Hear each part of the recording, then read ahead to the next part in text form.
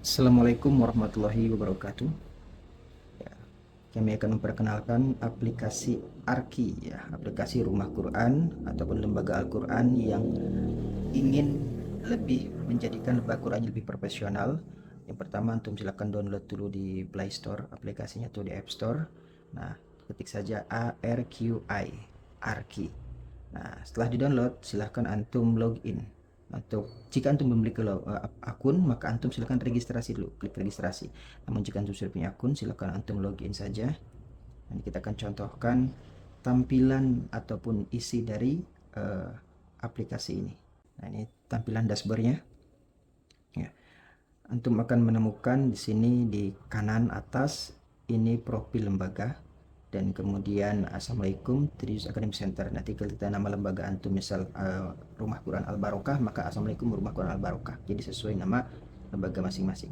Di profile antum bisa cek, nah antum bisa ganti foto profilnya dengan logo lembaga antum, dan juga bisa ganti password, dan ini edit data ataupun antum bisa mengedit data dari pimpinan pemilik dari lembaga tersebut. Baik, kemudian lagi ke aplikasi home, ya. Di tampilan depan antum akan menemukan target hafalan. Target hafalan, kemudian hafalan hari ini dari santri antum, kemudian evaluasi ziyadahnya seperti apa, evaluasi murojaah, dan kemudian data santri. Nah, di sini santri aktif ada 6, santri alumni yang mereka sudah lulus lembaga antum itu tetap masih bisa disimpan datanya sebagai santri alumni. Dan asatid ini pengajar ada 6, dan lembaga tentu lembaga antum itu satu lembaga. Data pengajar antum akan cek di sini data pengajarnya ada berapa, ada 6. Kemudian um, ada rekap absen. Jadi absen ini nanti kita akan perkenalkan bahwa absen ini tidak harus menggunakan aplikasi saja, nanti bisa menggunakan aplikasi scan barcode dan juga aplikasi buy kartu, jadi cashless. Nah, kemudian ada pencapaian target. Nah, di sini antum akan tahu progres pencapaian target dari hafalan dan tahsin dan juga program akademik dari lembaga antum sendiri. Baik, kita akan tunjukkan menu, ya, dari fitur dari aplikasi ini. Di sini ada lembaga, nama lembaga antum tentunya. Kemudian ada master. Di sini ada master data. Antum akan input data santri antum, kemudian data asatid dan juga data tim pengajar, termasuk perangkat lembaga antum, dari bendahara, sekretaris. Kemudian ada lagi tim yang lainnya seperti tukang sapu dan sebagainya. Itu antum akan mengatur juga gaji mereka di sini nanti.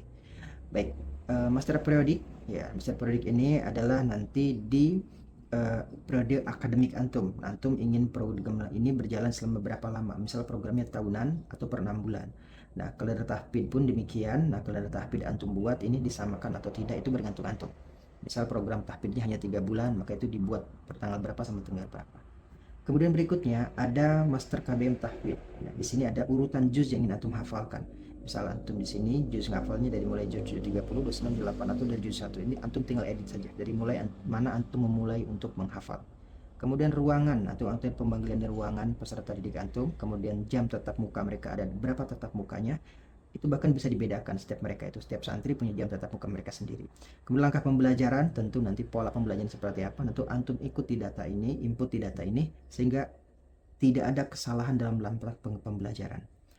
Berikutnya, di sini ada master KBM Tahsin. Nah, KBM Tahsin antum tentukan di sini urutan jilid dan juz. Misal antum menggunakan Iqra, maka antum masukkan tuh jilidnya ada 6. Halamannya jadi satu, jadi halaman berapa nyampe halaman berapa. Itu antum input di sini. Jadi mereka pembelajaran itu tidak pakai kartu mutabaah lagi, baik tahsin ataupun tahfidznya. Nah, tinggal buka di dashboard aplikasi antum. Setiap guru nanti akan ada aplikasinya. Kemudian master KBM akademik. Nah, akademik ini di luar tahsin dan tahfiz. Misal perjalanan tajwid, fikih, tauhid dan sebagainya. Antum bisa bagi juga kelasnya, rombongan belajarnya, kemudian nilai predikatnya. Nah, antum bisa input di situ kelompok mata pelajaran dan juga mata pelajaran, jam pelajaran jam berapa. Ya, jam berapa. Kemudian master raport. Nah, di sini ada raport. Nah, antum bisa masukkan raport dari setiap peserta didik antum. Menu tahfiz. Nah, menu tahfiz nanti setelah pembagian halakoh dibuat, maka ada targetingnya, ziyadah dan murojaah seperti apa. KBM-nya pun, kegiatan belajar mengajarnya, ya, di ziyadah dan murojaah itu setiap anak akan berbeda-beda nanti pencapaian pertargetannya. Jadi pencapaian pertargetan ini akan per anak, ya. Kemudian di ujian. Nah, pengaturan ujian, antum bisa tentukan mereka kapan akan ujian, atau mungkin bisa kita sebut dengan tasmi, ya, kalau di tahfidz, ujian tahfidz. Nah, di tahsin ini ada pembagian halakoh dulu, dan target tahsinnya mereka di mana memulai. Kemudian perencanaan pembelajarannya seperti apa, materinya, kemudian KBM-nya pun bagaimana, ujian kenaikan jilid. Nanti ada step tahsin, tapi itu ada ujiannya masing-masing. Kemudian di menu akademik antum akan menemukan nanti data rombongan belajar, jadwal mata pelajaran, kemudian nanti ada RPP-nya. Nah, ini penting sekali RPP, nanti antum input di sini. Misal antum punya buku yang itu akan dimasukkan ke RPP, antum tinggal scan saja, itu bisa diinput di sini. Jadi tidak ada alasan guru ataupun pengajar tidak ada bukunya, karena RPP sudah antum bisa input langsung di sini semua. Semua buku antum, modul antum itu sudah bisa diinput di semua. Kayak gitu. Nah, semuanya didigitalisasi insya Allah. Kemudian di penilaian, nah nilai akademik antum tentukan, nilai ekstrakurikuler, cara presentasi dan catatan khusus dan sebagainya. Dan kemudian ada mutabaah yaumiyah. Nah, mutabaah yaumiyah ini adalah periode mutabaah. Jadi gini, mereka itu akan dibuatkan mutabaah yaumiyahnya, aktivitas di rumah dan aktivitas selama di pondok itu ditentukan di sini. Dan orang tua pun akan ada master tugas orang tua. Misal orang tua itu harus menyimak anaknya ataupun membantu anaknya, memastikan anaknya mengulang hafalan, baik dengan audio ataupun dengan orang tuanya. Ini ada data tugas orang tua. Nanti orang tua tuh punya akun juga. Jadi gurunya punya akun, orang tua punya akun sendiri tentang anaknya. Ketika anaknya ada progres di rumah, itu kita akan tahu tuh bahwa orang tua melaksanakan tugas atau tidak. Nanti ada checklistnya yang harus diisi sama orang tua. Kemudian laporan. Nah, ini laporan tentu ini sangat penting sekali. Antum akan tahu tuh evaluasi KBM tahfidz, ziadahnya bagaimana, murojaah bagaimana. Bahkan ada persentasenya, mereka tercapai atau tidak, berapa yang tercapai, berapa belum dan sebagainya. Kemudian laporan tahfidznya di ini, rekapitulasi absen, ini semua komplit, evaluasi ziadahnya, evaluasi murojaah, rekap absensi ziadahnya. Mereka berapa banyak sih ziadahnya itu storannya itu akan kelihatan di sini. Nah, rekap absen dan pencapaian presentasi pencapaian target ini yang penting. Kita akan tahu ternyata dia dari santri kita tuh tercapai berapa persen yang tercapai target. Nah, kemudian pencapaian santri, grafik hafalan santri, ini semua ada di sini, dan laporan tahsin demikian. Evaluasi tahsin itu akan dibuat semuanya, ya pencapaian dan grafik tahsinnya, dan kemudian laporan akademik, nilai, catatan lapor di situ. Akan ada semua di situ. Nah, tak luput lagi dari yang disebut dengan menu keuangan. Nah, menu keuangan pun antum tidak perlu aplikasi lain, antum sudah ada di sini. Ya. Kan. Nah, menu keuangan kayak tagihan. Jadi mereka tuh orang tua tuh kan tahu tagihan anaknya punya tagihan apa saja yang belum dibayar dan yang sudah dibayar. Jadi pembayaran itu sudah by aplikasi. Orang tua sudah cek orang tua. Nanti kita akan percontohkan aplikasi orang tuanya. Nah, orang tua tuh tinggal cek saja saya punya bayaran apa yang sudah dan yang belum dibayar. Itu pembayaran sudah, pendataannya itu kayak invoice-nya, kayak resinya itu sudah di aplikasi semua. Tagihannya akan kelihatan dan invoice-nya seperti apa, kwitansi pun kelihatan, ya, lembaga akan tahu siapa saja yang sudah memiliki atau belum. Rekapitulasi tentu, laporan pemasukan, nah ada laporannya nanti, laporan pemasukan tambahan, pengeluaran, laporan tunggakan, siapa saja yang menunggak, dan pemasukan. Ini termasuk pemasukan ini semua input pemasukan. Dari donatur pun demikian. Nah, data tuh misalnya dari donatur ini sekian, itu akan terkelompokkan tersendiri dari penghasilan usaha, dari bayaran santri, dan itu akan terkelompokkan. Nah, jadi menu keuangan semuanya akan dirapihkan di sini. Ya, di menu keuangan ini. Nah, tentang administrasi, keuangan masuk dan keuangan keluar. Akan kelihatan minusnya berapa, plusnya berapa. Nah, jadi ketika antum ingin laporan keuangan, misalnya donatur ingin tahu laporan keuangan lembaga antum tinggal sodorkan aja ini. Ya, apa namanya itu statistik atau presentasi keuangan yang ada di lembaga kami, A to Z ada di sini semua. Kemudian berikutnya ada fitur pelanggaran dan poin. Nah, pelanggaran dan poin ini adalah master jenis pelanggaran apa. Misal dia kalau nggak masuk poinnya berapa dikurangi dan sebagainya. Input dan sebagainya. Ada beberapa lembaga tuh ada master pelanggarannya tuh ya kayak santri dia mengucapkan kata kasar dan sebagainya. Nah, itu akan kelihatan tuh poin-poinnya. Anaknya apa yang harus diperbaiki. Nah, perizinan siswa tentu nanti perizinan ini orang tua akan membuat laporan perizinan itu dari aplikasi. Misal anak yang nggak masuk tuh, nggak via WA. Jadi misal anak saya nggak bisa masuk, kata orang tuanya, ya udah tinggal buat perizinan dari aplikasi orang tua, maka akan terlihat di sini orang tua yang anaknya siapa yang izin gitu. Nah, raport tentu di sini dari semua pembelajaran ada raportnya. Nanti ini bisa di-download dalam bentuk PDF, jadi bisa dicetak dan sebagainya. Kalender kegiatan ini isinya apa? Nah, di fitur ini orang tua akan tahu selama 6 bulan atau selama KBM ini mereka akan tahu tuh kegiatannya itu bulan ini apa, bulan ini apa, bulan ini apa. Agar mereka tahu. Jadi kalender akademiknya ada. Kegiatannya apa saja. Misal ada kegiatan-kegiatan tertentu dan sebagainya, itu di sini di inputnya. Nah, untuk dokumen santri, nah Ini dokumentasi bisa per kelas. Jadi setiap kelas itu ada dokumentasi, itu diinput di sini. Foto dan sebagainya. Kemudian absensi karyawan. Nah, absensi karyawan jadi tim antum dari mulai pengajar, bendahara, sekretaris, tukang sapu, tukang beres-beres ada di sini semua.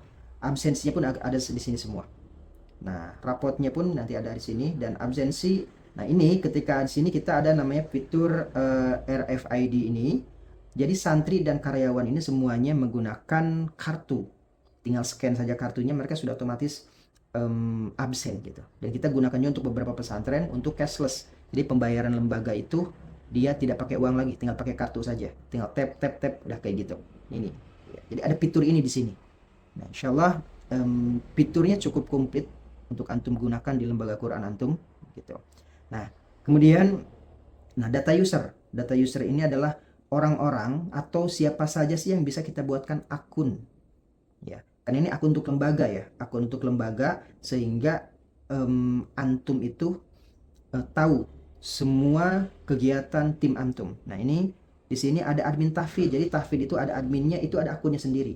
Admin akademik tentang selain tahsin tahfidz itu ada akunnya sendiri. Guru lembaga, misal dia guru umum, guru fikih, guru tauhid, kemudian guru tajwid gitu. Nah, seperti itu. Guru akademik, kemudian guru tahsin, guru tahfidz itu berbeda. Misal ada guru tahfidz, dia akan punya akun guru tahfidz sendiri.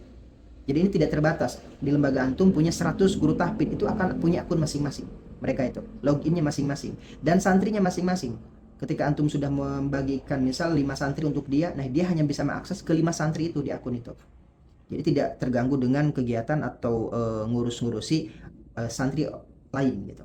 Karena kemudian ada guru tahfidz, guru akademik, guru tahsin, dan berikutnya ada pimpinan lembaga. Misal antum sebagai pimpinan lembaga, antum akan punya akun sendiri untuk ngecek semua progres yaitu A to Z lembaga antum. Keuangan lembaga, dan ini khusus untuk keuangan. Misal antum sudah ada bendahara, nanti ada akunnya sendiri, itu fokus akunnya hanya tentang keuangan. Nah, wali santri, nah ini wali santri ini, jadi orang tua akan punya akunnya sendiri. Setiap orang tua, antum punya santri 1000, maka orang tua itu masing-masing punya akunnya sendiri.